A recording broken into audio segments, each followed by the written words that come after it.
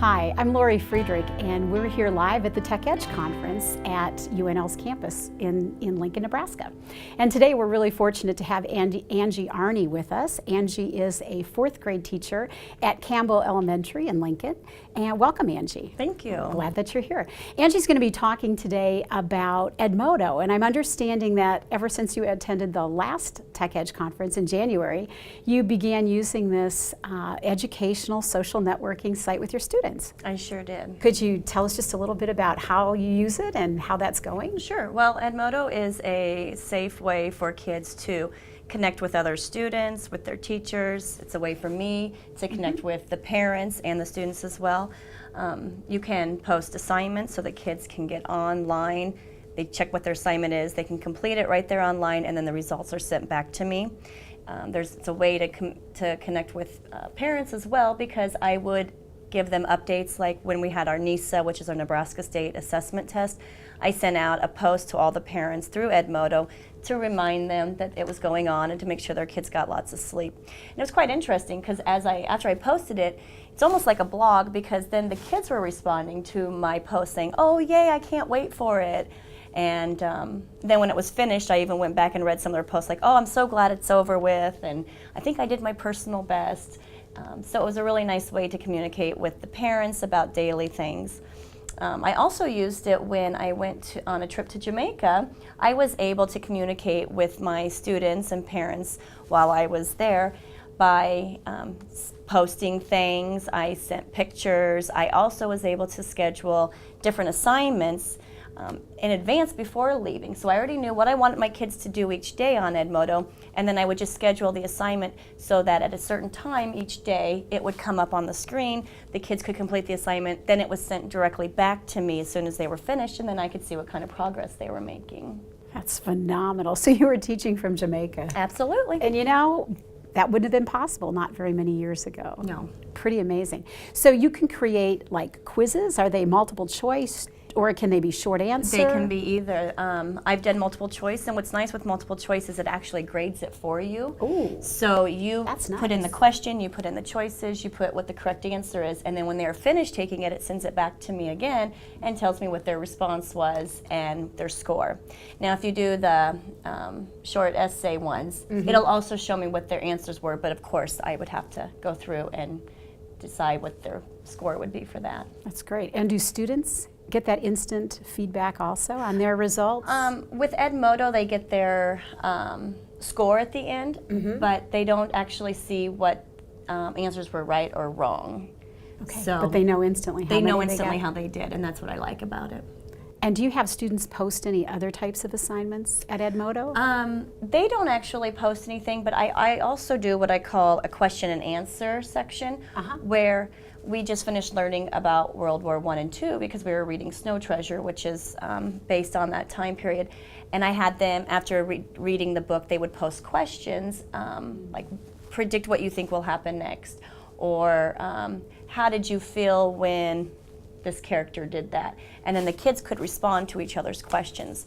I also had them, through Edmodo, they would go to a certain website where they could learn about World War I and II, and then I would say, now post a question to check the understanding of the other students. So they might say, what started World War I? And then all the kids could respond their answers. And it kind of gives them an opportunity to write questions that maybe they really don't know the answer to, or ones for other kids to show off how much they know.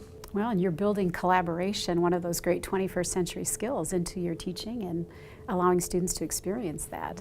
That's great. Do you ever use the polling feature? I have. And how did that work? The kids really liked it. For example, I said, what is your favorite part of the day? Is it reading? Is it writing? Is it math? And they thought that was really neat to be able to look at everybody's results and see. I've done it with books too, which at the end of the year, after we were finished reading all of our chapter books, I wrote which book did you like the best and why, and they were able to click on which one was their favorite, and then they could post why that was their favorite. And then the results show up right there Yeah, for right them, away. the graph. Yep, and it updates constantly that. so that they can see as soon as someone responds, it'll repost.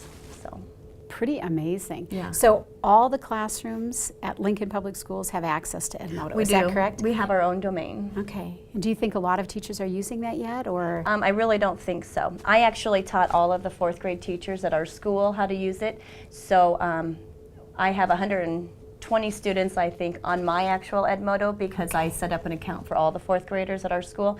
It was real simple. It took 3 minutes for me to explain it to the teachers. The kids through LPS do have all of their own usernames and passwords already made up, and it's the same one they use to get onto the computers at school. So they don't even have to have any extra information or remember anything extra. They just have to log in, and it's already set for them. And any school could use this at no cost, right? Absolutely, it's free, it's safe. Anytime any student posts anything, the teacher has the choice to either leave the post up or you can delete it if you don't think it's appropriate. And I haven't had to do that. My kids, at the beginning, it had some terms and conditions that you have to agree to.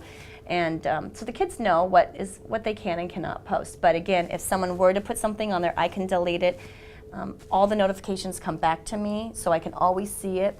You can also request that you pre-read it before you let it post, but I haven't done that just for the fact that I know my kids will be safe and responsible. So you really combine digital citizenship along with the use of Edmodo. Yeah. That's fantastic. Thank you. Is there anything else you'd want to tell us about that site, or for teachers that might want to try Edmodo, what's a great way to get started? Well, if you're from LPS, the best thing to do would be go to the LPS website and type in Edmodo for a search, and then it'll bring up the instructions exactly how to start your own account, how to get your kids started. Okay. That's the easiest way. If you're not from LPS, again, you could go to that same site on LPS just to get an idea of how to do it. But if you put in www.edmodo.com, it'll bring up their homepage, and then it'll explain from there all the options of things you can do. And I'm sure there's a lot other things to do, and I just haven't figured it all out. Well, I think it's amazing that in this short time, you know, from the last Tech Edge in January until now, you've implemented it in your classroom, and you're at the point where you want to share your ideas with other teachers. Oh, it's so amazing. So it must be pretty intuitive, would you say, for teachers and students? Oh, yes. Yeah. Something else that I just thought of that I did was I videotaped my kids doing their presentations, and then what was nice is I could post them. The parents could see them, other classrooms could see them, and then the kids were able to respond, and I asked them, you know, tell them one thing you liked about their presentation. So right there, after they watched the video, they can reply, and then they could tell them what they did well on it. So it kind of boosts everybody's self-esteem. And then they really want to do well on their presentation because they know everyone's going to see it. That's fantastic. And that's a really nice place to link a video then instantly. Oh, it's Some easy. teachers don't want to go right to YouTube, and so this would be a safe... Right, because then that way not everybody can see it, just the kids who, and you have the ability to lock your group. So once the kids have logged into your group, you can lock it so no one can get in and join it. And you can also delete students if, you know, let's say they change classrooms or they lose that privilege, you can delete them easily so that you are in complete control of what they see and who sees it. And yet the students feel really empowered. I've heard students say it feels like we're on Facebook, so they feel kind of grown up. I'll see that at night kids will be on, there's anybody on? Or check out this video on YouTube, and they like, you know, and I had one student I just read last night, I lost a tooth tonight, and it was after school was out, so they're still on it even now in the summer. That's fantastic. Yeah. Well, Angie, thanks so very much for sharing some great ideas with our viewing audience, and I hope many teachers will take a few minutes, maybe over the summer even, to take a look at Edmodo and maybe have it ready to try with your students in the fall. So from Tech Edge, this is Laurie and Angie. Have a great day.